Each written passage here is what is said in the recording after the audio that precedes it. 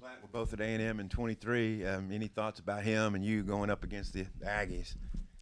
It'll be fun. Platt's a great young man. He was always one of my favorites when I was there. We used to talk to him all the time, and he's a very unique young man. He's extremely intelligent and extremely talented, and one of the most humble young men I've ever met. So I think our relationship was one of the reasons that we got him to transfer here, and I think he's got a bright future ahead of him in the game of football. Obviously, you coached against Arkansas at Missouri State and Texas A&M. Any other times you've gone against a former team where you've coached before this Saturday against A&M? Man, I've been in this thing for a long time, so probably I know that I had like Weber State, Idaho. I know that was one of those back there. I don't know. I probably can't think of any more right off the top of my head, but I remember coaching at Weber State, then going to Idaho as the offense coordinator, then having to play him a couple years in a row, and but I can't remember any besides that. I know you were only there for a year, but are there always some sort of emotions that get carried into a game like this when you go back to play a school you have some familiarity with?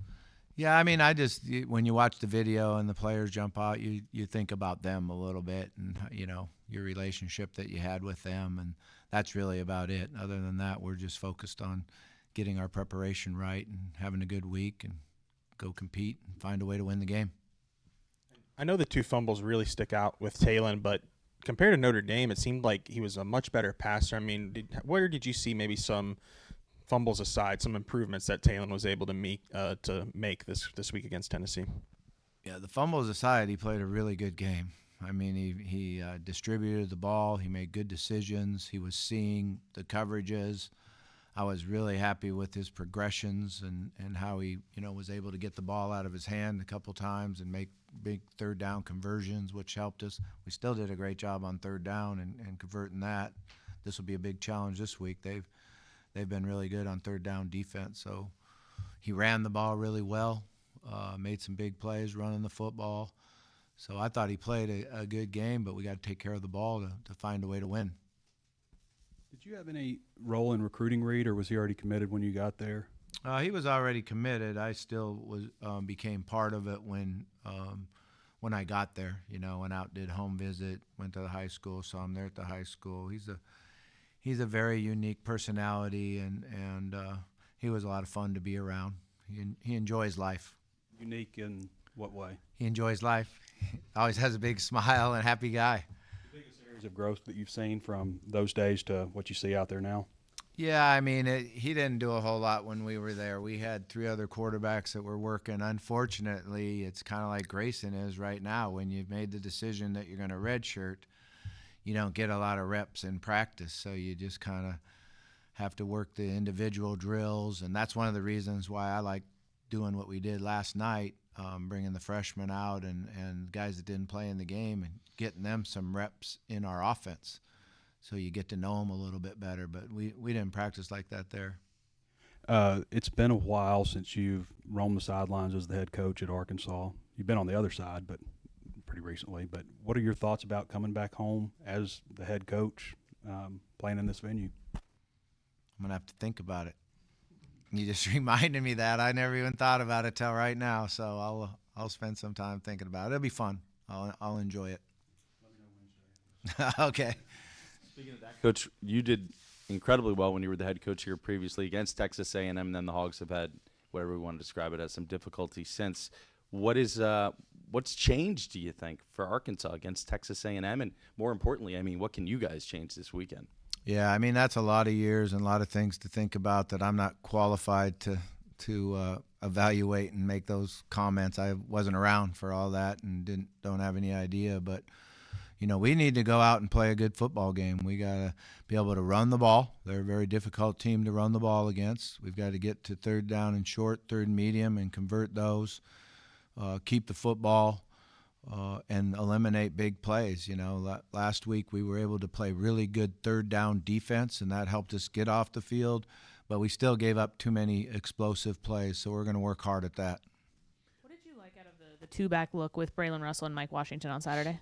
Yeah, I like it a lot. I think it helps us a lot. I like the way Braylon ran the football, with the exception of the fumble. He did a really nice job, and they made a good play on that. They hit him good, and the other guy stripped the ball, and that happens sometimes. We're definitely going to be able to get him more and more involved as we go on, and we need to, because he's a really good football player, and as is Mike. I thought the two of them ran the ball really well. Bobby, a lot of your players talked about there being an emphasis on tackling the 2 weeks prior to Tennessee. How overall did you feel their tackling improved against Tennessee this past week? Much better, much better. We had 12 missed tackles. We forced 19 missed tackles on them, so we broke 19 tackles, and we missed 12. So that's a definite improvement for us. What was the main issue you were seeing with the tackling on film? Yeah, like I said, we're moving straight ahead and going forward, and you got to get guys to the football. The more guys you get to the football, the less room there is for them to miss tackles.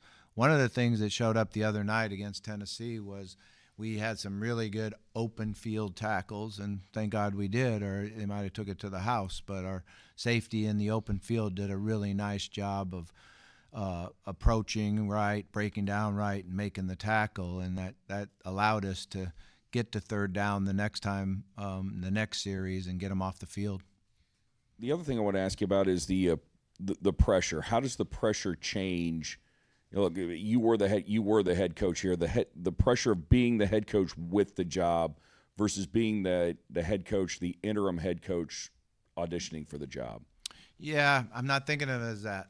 I'm just going out there every day and trying to help these young men get better, help them understand that football is one of the things that helps you the rest of your life. And we've talked a lot about that in team meetings, and just trying to make it a better product out on the field. That's all my focus is right now. What happens after this happens.